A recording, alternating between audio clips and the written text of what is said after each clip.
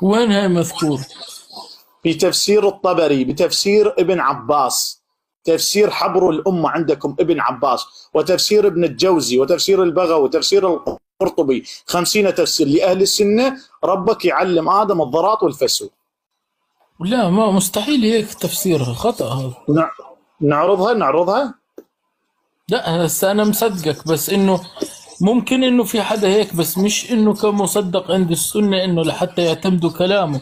ليش ما نشوف أقول لك مثلا شو تفسير في البخاري، شو 50. تفسير المسلم؟ عزيزي، مسلم مو مفسر. ايش مسلم؟ مسلم مفسر، مسلم يعرض سنن. كتاب البخاري ما فسر القرآن، وين فسر القرآن البخاري؟ اوكي، مثلا كعلماء دين غير هذول اللي هم ذكروا شو علماء، فسروه؟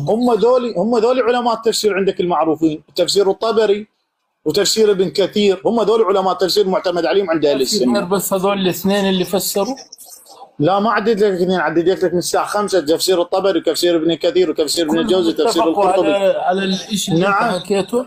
نعم، كلهم؟ نعم، كلهم اتفقوا على هذه الروايه. حبر الامه بن عباس علمه الضرطه والفسوه والفسيه. هسه الفسيه ما ادري، يمكن الفسيه هي الفسوه بس بها ضخانه طق، يعني الفسوه طق.